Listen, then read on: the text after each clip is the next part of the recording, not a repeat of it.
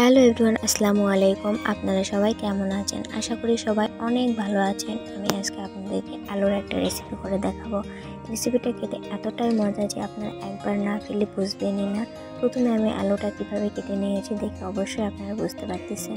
আলুটা কেটে ভালোভাবে ধুয়ে নিয়েছি, তারপরে এখানে পেঁয়াজ কুচিয়ে নিয়েছি, তারপরে একটু শুকনো মরিচ ভেঙে নিয়েছি আর কিছু গোটা মশলা নিয়েছি। তারপরে আমি চুলায় পাতিল গরম করে সেখানে পরিমাণ মতো তেল দিয়ে দিলাম। তেলটা খুব ভালোভাবে গরম হয়ে গেলে গরম তেলে আমি কিছু আস্ত জিরা দিয়ে দিব।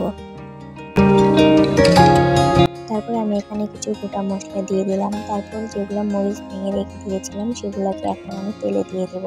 তারপরে আমি পরিমাণ মতো যে পেঁয়াজ কুচি কেটে রেখে দিয়েছিলাম সেই পেঁয়াজ কুচিগুলোকে এখন আমি দিয়ে দিয়েছি।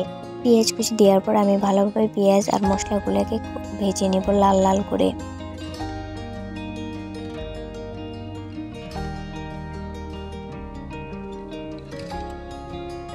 তারপরে আমি এই পেঁয়াজে একটু পরিমাণ মতো লবণ দিয়ে দিচ্ছি। আমি একবারে লবণটাকে এখানেই দিয়ে দিলাম।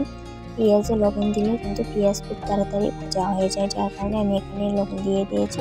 তারপরে যদি আবারও একটু লবণ লাগে তারপরে সেটা আমি পরে দিয়ে দিব। এখন আমি দিয়ে দিচ্ছি বাটা মশলা, আদা রসুন আর জিরা একসাথে আমি বেটে নিয়েছি। সেই মশলাগুলোকে এখন আমি তেলেই কিছুক্ষণ ভেজে নেব যাতে মশলার কোনো কাঁচা গন্ধ আর না থাকে।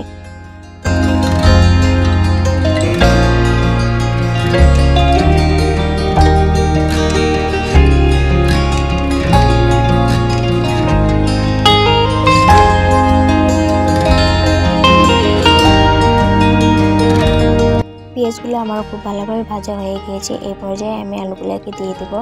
আপনারা এখানে একটু স্কিপ করবেন। আমি পেঁয়াজটা একসাথে কেটে নিয়েছিলাম, যার কারণে একটা পেঁয়াজ আমি কাটতে ভুলে গিয়েছি, এর মধ্যেই রয়ে গিয়েছিল।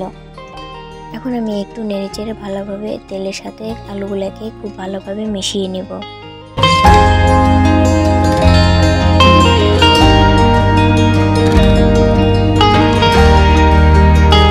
তারপর এখানে আমি পরিমাণ মতো হলুদ দিয়ে আবারও কিছুক্ষণ ভালোভাবে সবগুলা মশলাকে খুব ভালোভাবে মিশিয়ে নিব।